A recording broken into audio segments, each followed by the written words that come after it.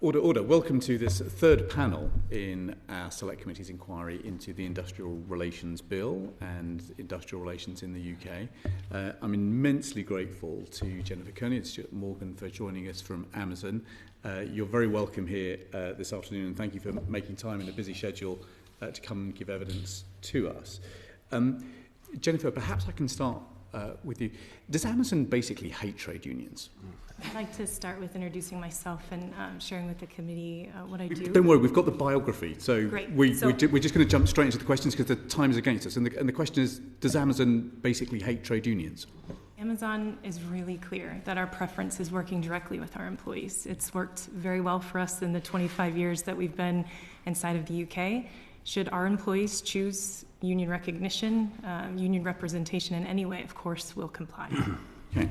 Now, you'll be aware of a report that was published by one of our sister committees in the United States on Sunday by Senator Sanders and others. And in that report, the allegation is that Amazon basically, in the report's words, accepts injuries to its workers as the cost of doing business. Is that true? I am aware of the report that's been published. At this point in time, I've not had the opportunity to go through the details of that, but I'd like to reassure and state that actually for Amazon, safety is our number one priority. Mm-hmm. It always has been and always will be. And we benchmark ourselves against health and safety executive data. The data for the period 2022, which is published on our safety blog, actually states and proves that Amazon is 50% safer in terms of when compared to other businesses within this sector. Yeah. I would say that's 531 injuries per 100,000, and as you say, the last published figures were 2022. Why have they not been updated since then? So the actual data demonstrates that in 2022 there was 77 million hours worked, which gives you a kind of scale of the size of our operation. Mm. The data on that blog, which is in the process of being updated, demonstrates that actually that is one incident every 132 years. So our priority is safety. And that has always been the case. The question was, will it be updated? The data that we've last got published is 2022. Are there plans to update that data? We're in the process of updating the data. We are confident that actually we are making improvements in our safety. So that is demonstrated by the fact that on an annual basis we complete over 350,000 inspections each year. We continue to invest in automation within our network, which is again improving our safety. We engage with our employees through safety committees, and all of these are active ways in which we continue to improve. But we're not complacent in this. One single safety incident is too many. And we will continue to improve in this area. But you're planning to update that data and publish it when, do you think? I'm not able to confirm an actual date at this point, but the reason that we set up the safety blog back in 2022 was that we wanted to actually be transparent around our record with safety. There are many allegations that have been made around the safety. When those have been investigated, then they've been proven to be untrue. So we saw this as an opportunity in which that actually we could support and help people to understand. Yeah. Okay. So let me just run through just a few things just to sort of check. So at the moment in warehouses, people work a 10-hour shift. Is that standard? Our standard shifts are 4 10-hour days, highly desired by our employees. It gives them the balance that they have to live their life. We also offer flexibility so that they can, make a change to their schedule on the spot, which we also see our employees do. We also, of course, employ part-time employees and individuals who are on more flexible schedules. It's one of the things that Amazon does best. Yeah, and within the warehouses, there is, in a sense, an algorithm that helps set targets for the amount of picking, for example, that a worker might need to conduct on their shift. In Amazon, we use technology for a whole different range of reasons, as you would anticipate, whether that is tracking goods through different stages of the process within the warehouse, whether that is around the security of our sites, and also, as I've explained, in terms of the introduction of technologies to improve our overall safety. Do we set performance targets? Then, like many other businesses, yes, we do set performance targets. Yeah. And those performance targets may change day by day? When we set performance targets, we are thoughtful, we're considerate, we take performance data over an extended period of time so that it avoids looking at specific days or accepting that there are fluctuations. We also are considerate in that we take into account whether the employee is training in a new skill, or that they may be learning or at a recently joined the business. So these are all different types of inputs that we take when we're setting what our performance targets are. And you'll be aware of the allegations, because they've been reported by the BBC, that such as people's fear of missing those performance targets and perhaps losing their job, that they are urinating into plastic bottles to avoid taking the time to go to the bathroom. Is that true? I don't recognize that in the 7.5 years. I don't think Stuart would say the same for his 10 years at Amazon. When we're in our buildings and we talk to our employees on the shop floor who are doing meaningful work for our customers and are proud of their role, they tell us about the way that they feel fulfilled and they're able to provide for themselves and for their families. So simply don't recognize that. Okay, and Mr. Morgan, you would confirm that you've not heard that allegation either? I've spent 10 years working in frontline positions, leading buildings across the entire Amazon network. I don't recognize that situation.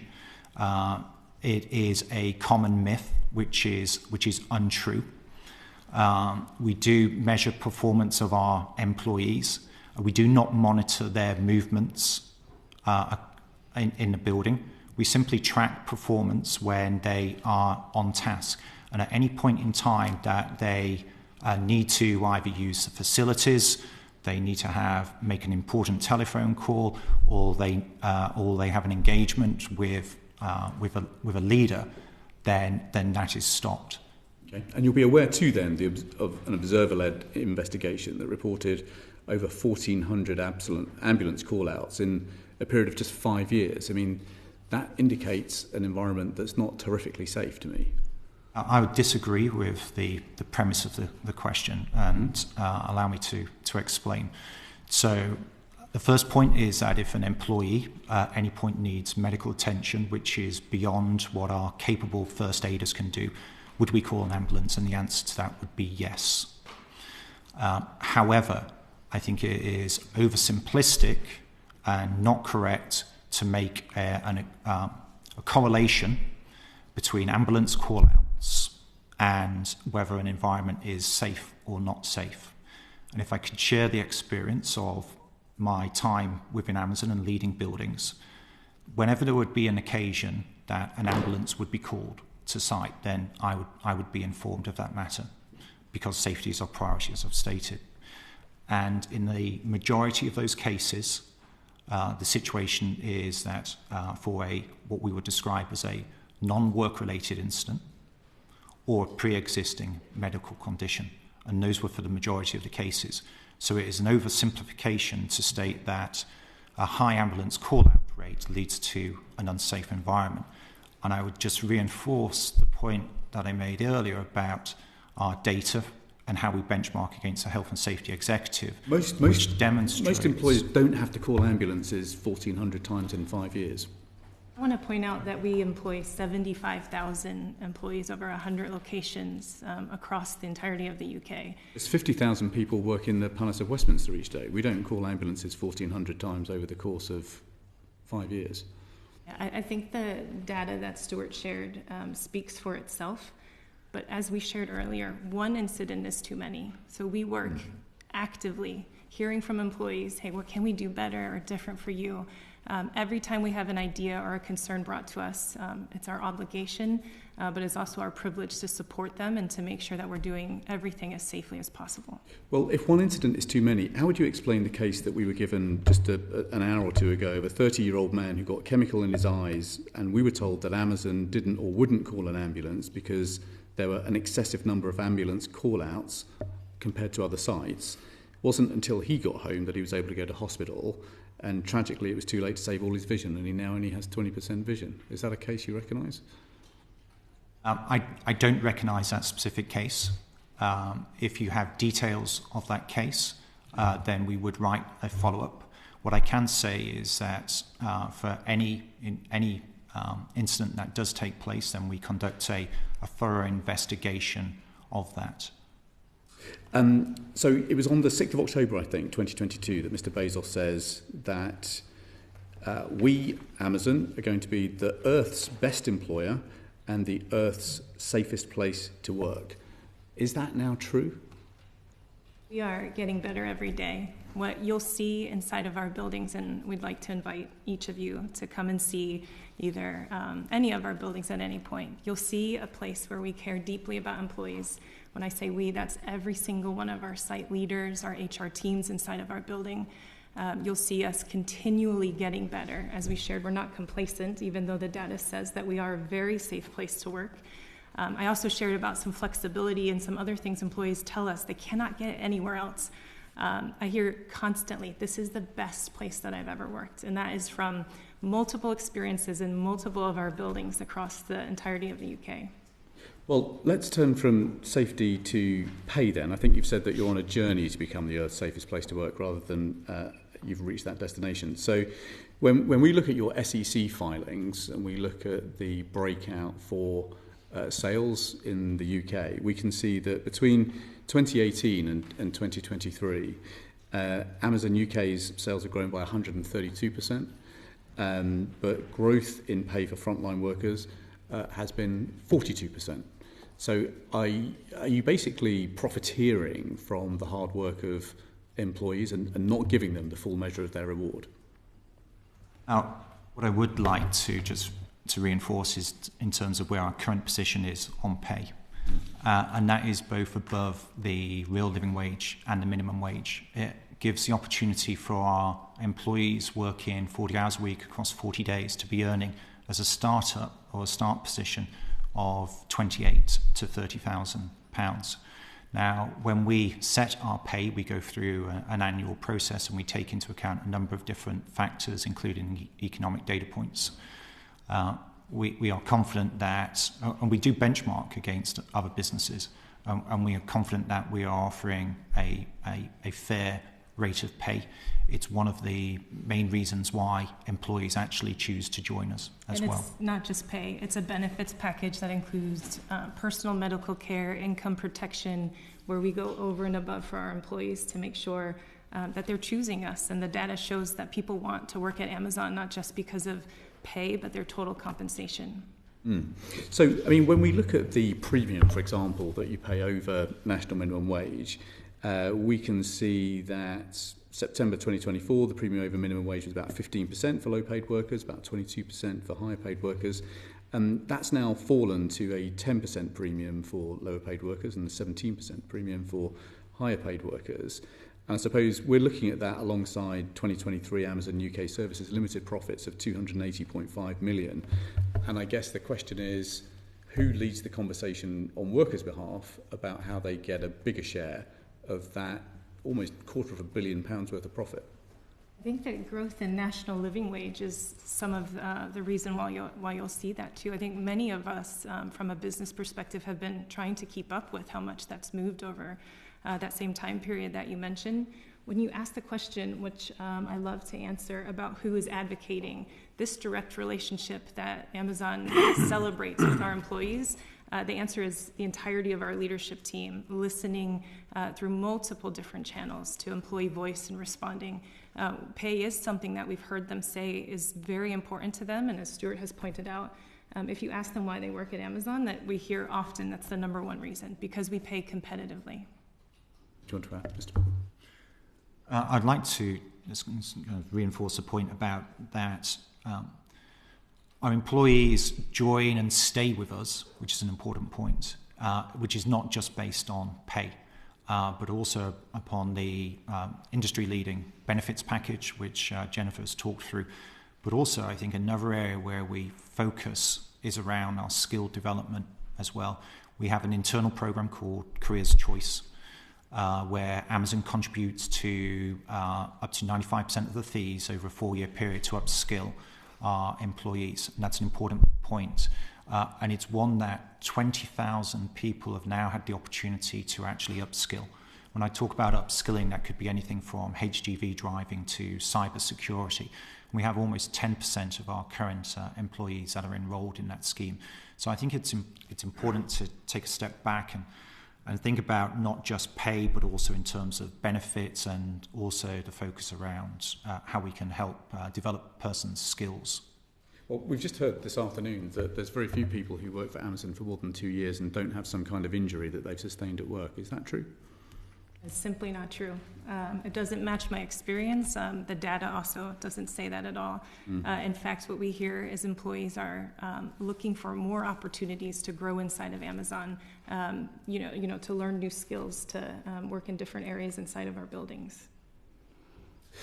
Okay, thank you. The challenge we've got, I suppose, is that we've got a company that is rich enough to put a man into space, but we've got very conflicting stories about how safe it is to work at Amazon, and we've got clear evidence that pay has only risen about a third as much of sales. But let's get into some of the issues behind that. Charlie Maynard.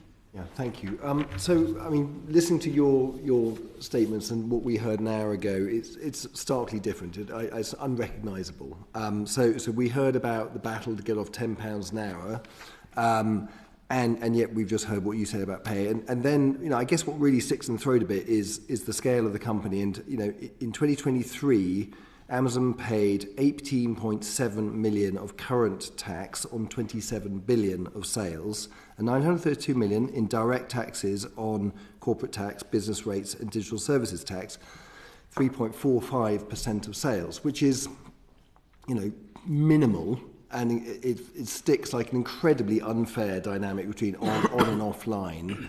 And given all that, it just doesn't seem at all reasonable, and you coming in here and saying, they love working here, when an hour ago we've just heard the opposite. It seems like we're kind of Kafka, kind of. Just put it to a question, Mr. Maynard. Do you think it's fair to be paying that little tax in the UK as a company? What I can say at a high level is that Amazon pays all taxes that are required to do so. I get it, but the question was, do you think it's fair? If you just a yes or no is good. So my position on this, and you have read my bio, I'm a HR director. I'm not able to talk in detail about our financial position, our tax position. If you're not going to give me an answer, that's fine. We'll leave it there. Yeah, we're going to move it on. Mr. Weston. Mr. Morgan, you mentioned, you said quite categorically that transparency is important in Amazon as a culture. Can you confirm, when was the 2022 health and safety data published? And secondly, do you actually provide performance targets for health and safety within your facilities for employees to see, so they can see what is their performance this year versus last year in terms of health and safety, but also how does it compare to your other facilities in the UK? I'm not able to confirm an exact date when the health... You could come back to us, couldn't you? I could, using the data that was on our safety blog, which is what I referenced in terms of how we benchmark ourselves against Health and Safety Executive. Yes, we're able to confirm that. And the second point? Second point is the performance data that we consider, which takes me back to the earlier conversation, is around performance.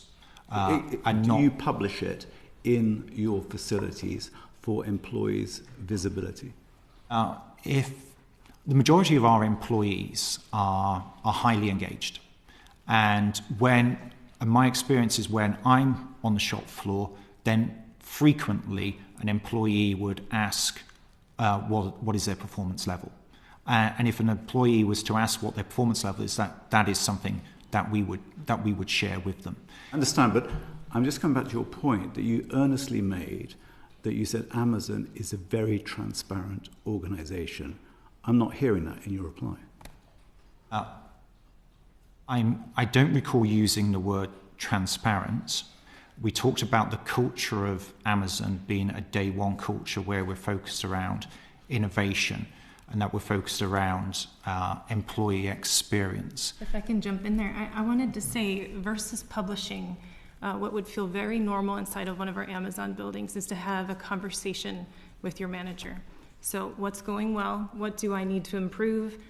Maybe there's an accommodation, maybe there's a barrier, maybe there's an idea, a change to a workstation that we can make to be able to support you. So the conversation is very much one that would take place between two people versus publishing or reporting. Okay, Antonia Vance. Thank you, Chair. We heard earlier from some workers at VHX4 in Coventry.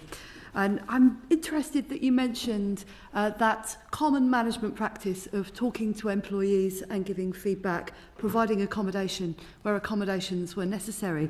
We heard the story of one of your employees at VHX4 who had had a heart attack, was put on duties that were appropriate for what she was able to do, but those accommodations were withdrawn as a result of her union activities. We also heard a number of stories based from that fulfilment centre of workers who had experienced injury at work, being asked to do too much, being asked to load from the back of vehicles on their own, to lift heavy weights above their heads, and of the rate of injury in that workforce. Is it just the case that Coventry BHX4 is a uniquely dangerous Amazon facility to work in, or is that the case for the rest of the country as well? I'm going to disagree with the premise of the question altogether, and I want to share a little bit of data. As we heard earlier, often employers would have a different version of events, and as you shared, sir, earlier, unrecognizable would be exactly how those claims are.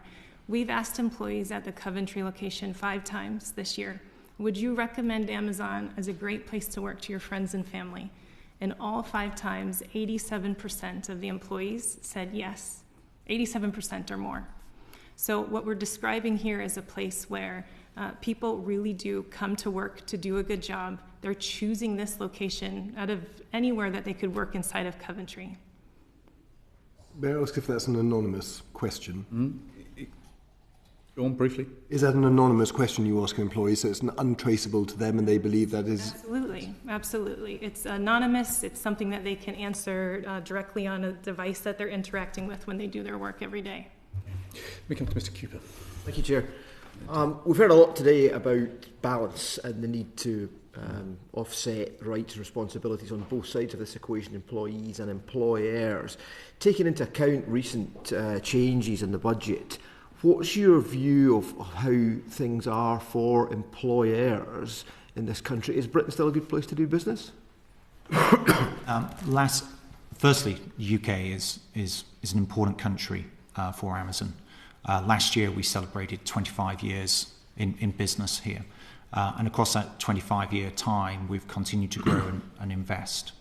Actually, right now we employ over 75,000 employees. We're one of the largest employers. We've recently been recognised as a top employer from the Top Employee Institution as well. And we've hired over 10,000 additional employees to support our busy period through the Christmas period. So UK is important. We continue to grow and invest in our network in this country. And then, in light of the changes, then is that you've talked about the past, then, so you've had 25 years here, and that's been 25 good years. What do you think the future is now in the current circumstances? Do you think that's changing? Have you another good 25 years here? So we have a strong customer base here. We have an established network here. Our investment decisions are complex, as you would appreciate. I'm not here to share or not able to share any details around future investment decisions, but the fact that we've now been in the UK for 25 years and we continue to invest, I think that's an indication. So if it's just interrupted, demand's obviously there, the customers are there, that's clear. What's your view of the environment in which you do business, the rules that you've got to abide by, things like that? Is it a hostile environment? Is it becoming a hostile environment? Has the pendulum swung away from you towards the employees rather than employers? With our cloud computing business, Amazon Web Services has announced this year that we'll invest £8 billion over the next 5-year period. And that was something that was recognised by the Chancellor. Amazon has also recently attended the Growth Summit. So again, demonstrating how we are willing and to work constructively with this government and with Parliament around future benefits for this country. Okay, Charlie Maynard. Thank you. You mentioned 100 locations. What proportion of those have got union engagement currently? We don't currently, or nor will we ever track union membership, so I'm not able to answer that question. Okay. Do any locations have a union? They may have union members in them, but do they have an organised union inside the location? Recognition? No, we have over the 25 years that we've been doing business here, not had a site vote for union recognition up until this point. Thank you. Okay, and what's your response to the proposed changes to industrial relations as part of the Employment Rights Bill? I think it's well, firstly, I'm fully aware that within the bill there are a number of areas that are being discussed, and we think that it's important that we get these decisions right. We do think that it's a matter for government and for Parliament to decide upon. We, of course, would comply with any changes that were made. Listening to the CBI and having the opportunity to read their report. Their recommendation around additional independent review and further consultation within those, we think that we can certainly see the benefits of that, because we think that it would be right that we get these decisions correct. Are there any parts of the proposed legislation that you're particularly concerned about? The CBI indicated the reduction in the strike notification period from 14 to 7 days. Whilst we respect the rights of our employees to strike and understand that that can be disruptive, then that reduction from the 14 to the 7 day does create additional challenges. During the ballot at Coventry and strike action, we continue to maintain our operation because the majority of our employees wanted to continue to attend work, and we also wanted to be able to continue to provide and support our customers. So a reduced notification period then leads to additional challenges and potentially could then impact and increase safety risk. So, but I think the CBA has kind of articulated that. Anything else that's particularly concerning? There's a lot of places we're still wanting more information, and we're listening really carefully, learning as we progress to see where things land. Obviously, we'll comply and we'll work really productively wherever it lands. Thank you. Joshua Reynolds. On that point, you mentioned strikes. If Amazon's such a great place to work, as you've said, that's what you hear time and time again from your team. Why have your team in Coventry gone on strike so much? I think it's important to note that we absolutely support their right to do that. That hasn't answered the. Excuse me. I've obviously we've sat here for quite a while now. I feel like I might need to get lessons from you both at some point in how to not answer the question that was asked directly. If you're that good an employer that you've explained to us so far, why have your workers in Coventry gone on strike so much? I think they're executing their rights as we absolutely would protect their ability to do. I've shared some data around that building about how employees are telling us it's a great place to work. What I would love to do is invite you, sir, to come and see the building yourself. I really apologise for interrupting you. My question was why. You haven't answered why. You've told me that, again, it's a great place to work and you've got all this data and I'd love to come and see what you do. Yes, but why? That's the one thing you haven't answered yet, which is the question I actually asked you. Why? I think that's a good moment for me to, again, extend the invitation. But it's a good moment for you to not... No, sorry, I'm really sorry. I'm going to really push this point. Okay. It's a great opportunity for you to not answer my question. If you are such a great place to work, and I'd like to congratulate you, you said you won an award recently on being a great place to work. If you are that great a place to work, why have your workers in Coventry gone on strike so much? Our employees have the right to join a trade union or not to join a trade union, and we totally respect that. I'm pulling teeth at this point. Neither of you answered that question so far. I'll ask it once more. Yeah. I'll ask it once more and then I'll give up because I don't think I'm going to get an answer. Why have they gone on strike so much? What is the reason behind it? You talk to workers every day, you've told us, and that's what your teams do. So when you ask them, why are you going on strike? What's their answer back to you? Why are they striking? They were demonstrating their right to support the trade union that they were a member of, simply put. Oh, sorry. Supporting a trade union isn't a legal reason for people to go on strike. What was the legal reason that they went on strike as set out in the paperwork that needs to be supplied to the employer in the relevant notice period? You mean the ballot for strike action? Yes, that's right. What was the legal reason? There are multiple scenarios over the recognition attempts that the GMB has made. We're not talking about recognition. We're talking about the 37 days of industrial action at BHX4 in Coventry. Paperwork needs to be supplied to the employer that lists the reason for strike action. What was the reason given for strike action on those 37 days in answer to my colleague's question? Mr. Morgan?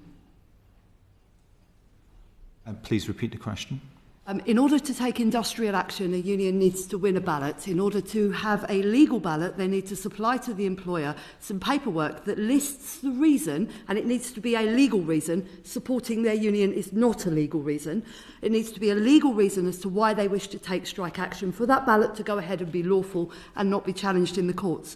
What was the legal reason on the paperwork supplied to you why your workers at Coventry BHX4 went on strike? That's one I would be willing to write back on. I don't have the information top of mind, or I can't recall it. We have been, over the series of 2 years, working with the GMB through this process.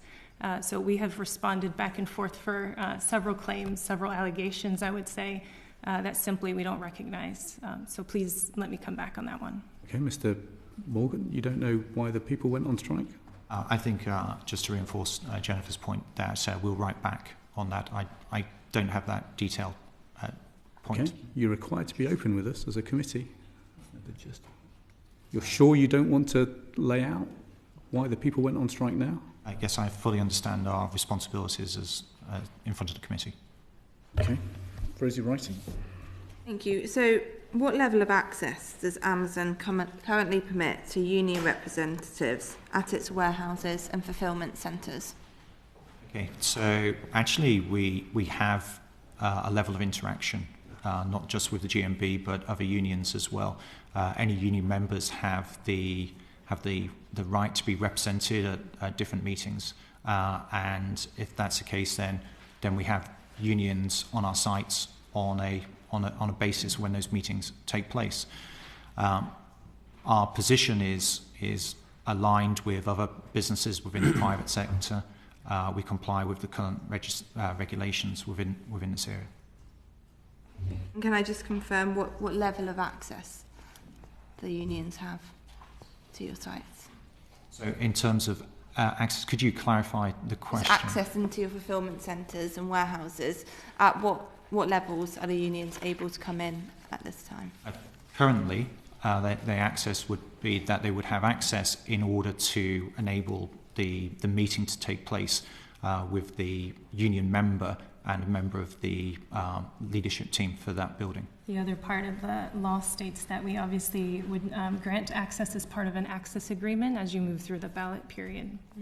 You've currently got no live access agreement because there's no live ballot period. So the answer to the question at the moment is no access, yes? At this point, there is no access, but our position is no different from other businesses, and we're compliant with the current regulations. Now, if that access was to change, and I know that it is a point of consideration on this bill, then we would comply with that. And sorry, you just mentioned that the unions come in for meetings. Yes.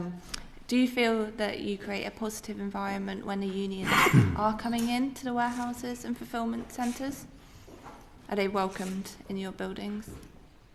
I think that trade unions have an important role to play. And all of our employees have the right to choose as to whether they're a member or not.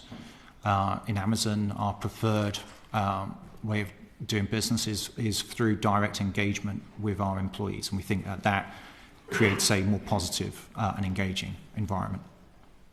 Okay. Antonia Vance. Thank you very much, Chair. The GMB described to us a campaign of intimidation and interference at Amazon in response to attempts by its members to achieve union recognition at BHX4 in Coventry. What measures did you apply to put management's view to workers? We were focused on executing a free and fair ballot process at this site. A couple things to note. Over 25 years of operation here in the UK, this is the first time that Amazon has ever actually been brought to a ballot period. So there was a ton for us to learn. Successfully so, I can tell you that we had 87% of the population inside a very large building with 3,000 people exercise their right to vote in the ballot period, which we feel very proud about. Not only that, we made sure that we were providing information and support. We had tons of questions that were coming our way from employees and some misinformation that we absolutely felt the responsibility to clarify. How much did you spend on materials, consultants and other payments in response to the July 2024 ballot for statutory recognition? Your colleagues in the US, where they operate in a different industrial relations environment, as you will be aware, spent $14.2 million in 2022 attempting, unsuccessfully, to defeat union recognition attempts in the United States. How much did you spend in the UK? There was a cost to this as a business, as you would expect. An example of that would be that we gave pay time off to all of our employees to enable them to vote and also to attend information sessions. Our priority throughout this entire process was ensuring that our employees had the information that was available to them to make that decision, and Jennifer talked about the turnout for that. It was also the first time that we'd been through this process in our 25-year history, and thereby we ensured that we wanted to get the right level of support, guidance, to enable us to ensure that we followed that process. That entire process was overseen by an independent assessor appointed by the CAC. And we followed that process in a fair and free way. Of course, you could have saved yourself all the money you did spend by just doing voluntary recognition of the union, which would have been the approach that most employers would have taken. Now, I would say, I understand that your lawyers are Eversheds, is that right? And that one of the ways in which you spent money in the course of the recognition battle that you fought to prevent GMB getting recognition in that workforce was by asking Eversheds to do your job as managers, by undertaking all of the communication with the union on your behalf. Don't you think you could have saved that money and engaged with the representatives of your workforce directly? As I think this body knows, this is a very complicated process, and it is very important that diligence is demonstrated through the entirety of the process in order not only to get it right from a legality standpoint, but also to deliver the right experience for our employees. So I think the answer to that question is we used a lot of care to make sure that the process was executed completely free and fair. Sarah Edwards. Thank you, Chair. In 2023, Amazon made about 575 billion in global sales, and that equates to being the 25th largest economy, equivalent to Ireland or Argentina. So a lot of power there, perhaps a lot of imbalance, we might say. You mentioned earlier about wanting to operate a free and fair ballot. So I just wanted to ask a few questions about perhaps the access, the equal access to different ways of communicating with people.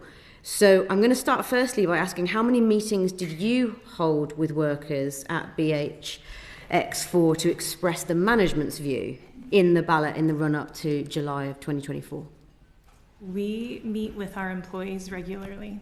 Our managers inside of our sites have, as we share, this direct relationship. So we have a process called Team Connects where we meet with our employees. We have start of shift briefs where we talk about the plan for the day. It is a very normal part of doing business at Amazon inside of our warehouses to speak directly to employees. So it would be this is about expressing the views of the ballot, specifically the question, not about what you generally talk about day to day in dealing with, obviously, running the business. So specifically the management's views, how you express those and how many times you met employees in meetings to express those views. Simply put, any time an employee would ask us a question, we would answer. So that you didn't organise any meetings with them directly and invite them to them? We had multiple touch points with employees to answer the questions, not only about the actual process itself, but what a trade union could and could not deliver for them. Moments that where, again, there was an opportunity to clarify misconceptions or misinformation. Did you agree a set number and then give the union the same set number to make that free and fair? The access agreement was agreed by the GMB. You have to agree to it as well. Absolutely. It was, So did you play by those rules or not? It would be a really tough one for that question. I think the premise of it is what I'm arguing with. We talk to our employees constantly. So comparing it's a simple question about how many times you organised meetings, which would be diarised. So you would have a list of how many times you had done that with employees. Because that's what the union would have to do in response. Yeah, once again, every time an employee were to ask us about what this meant for them, we answered them as transparently you had unlimited as access to express management's views on the ballot, is what you're saying? What we're saying is that our entire approach to our industrial relations is based around direct engagement with our employees, and that we do that constantly through many different formats on a day-to-day basis. I think kind of what we're recognising, the point here is that actually we agreed the access with the GMB that was negotiated, and we followed that to the word, and that entire process was overseen by an independent assessor, and at no point was a formal complaint raised during that period or within the qualifying period. So what about the internal apps, the TV screens, the notice boards that you could make use of? Did you allow the GMB to make use of those as well to make sure that it was a free and fair ballot?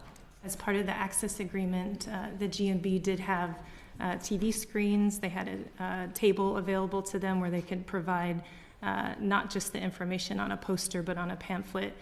We had 84 sessions of 45 minutes each inside of our building for them to speak directly to our employees. As well as during the access period, any employee at any point could speak directly with the GMB in a surgery-style small group conversation as well. They were allowed unfettered access. They could speak with them at any point, anytime they wanted. The unfettered, I would say, it's agreed as a part of the access agreement exactly how the process works. Okay, that's very different to the story that we heard earlier and the types of messages that were put on those screens and the access that they had to tools and availability. So I'm interested that you think that they had that when they categorically clearly did not. I think this is an opportunity to clarify the actual situation. As we've explained, we followed a process which was negotiated in terms of access. The entire process was overseen by an independent assessor, and at no point was any formal complaints made about access within the qualifying period.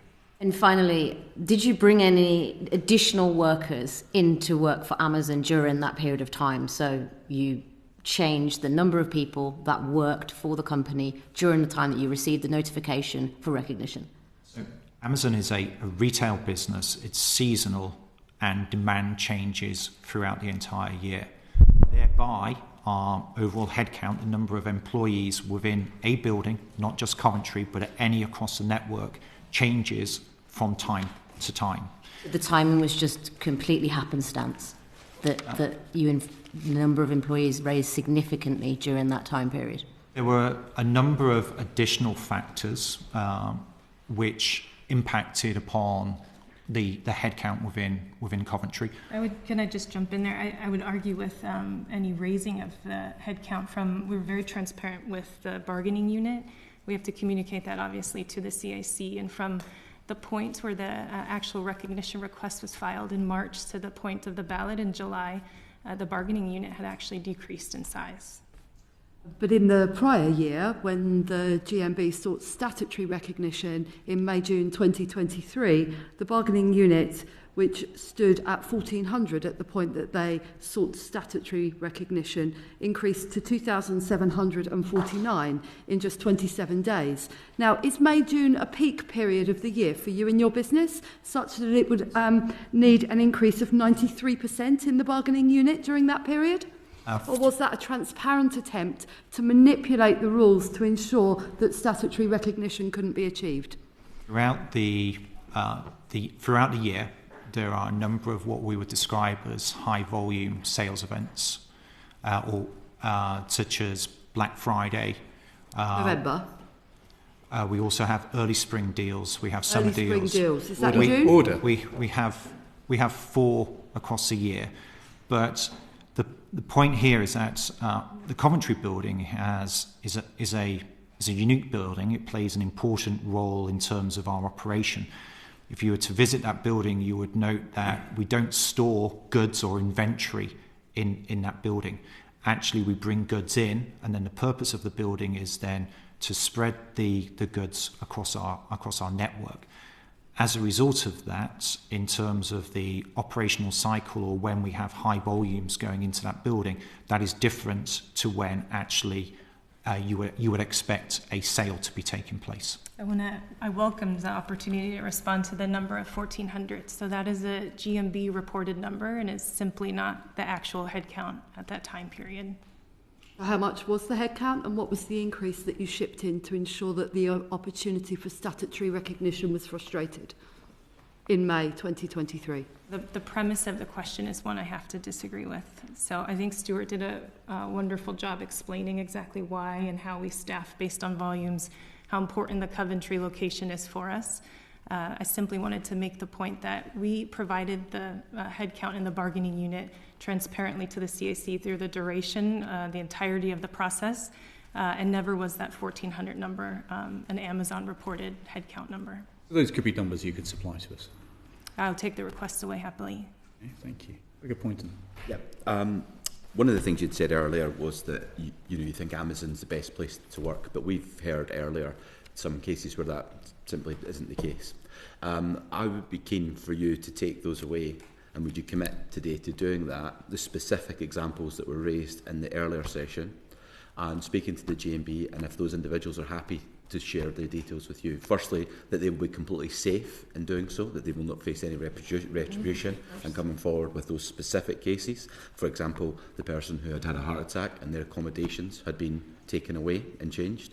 And I would like you to come back to me with all the details of those individual cases and what you're doing to put those right. We would be that is the happy only to. way that you can come into this committee today and say that this is a good place to work. Because in that macro, you may come back with statistics, but there are specific people coming today and putting their case to you, and I want to hear from you the specific responses that you have to them. We would be happy to. We care deeply about every single one of our employees, and so the specifics would allow us to do our due diligence and come back. Thanks. I just want to come back to the question that Mr. Cooper posed at the top of this session. So you co-signed a letter to the Chancellor on the 18th of November on the economic consequences of the budget on UK retail. That was a letter that was coordinated by the British Retail Consortium. Were there any other points in that letter that you felt very strongly in agreement with that you wanted just to give to the committee? Amazon, like any other business, benefits from a healthy economy, stability and confidence. And I think out of that letter, which we were a co-signatory of, it highlights some of the concerns that we had around the changes with the national insurance contributions and the impact that would have on cost. But at this, I don't have any additional input other than what's outlined in that letter. Okay, thank you.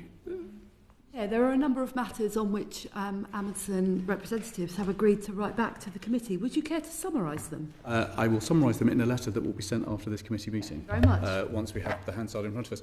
Jennifer, Stuart, that concludes our session. We're so grateful for you coming to giving evidence for us as we try and light up the key issues at stake in this bill. I think most of us will be quite surprised that this is a £27 billion company in the UK. You've got a subsidiary that is making a £250 million profit in and of itself. There are, on the record, quite high calls out to ambulances, to support staff. There are sales that are growing 3 times faster than frontline wages. There's a remarkable lack of agreement between the evidence you've given us and the evidence that we've heard from others. And there is, frankly, a bewildering lack of grasp on the reasons for what was a really extensive strike to hit one of your facilities. So we will write to you with some follow-up questions, but this now concludes this panel and this session.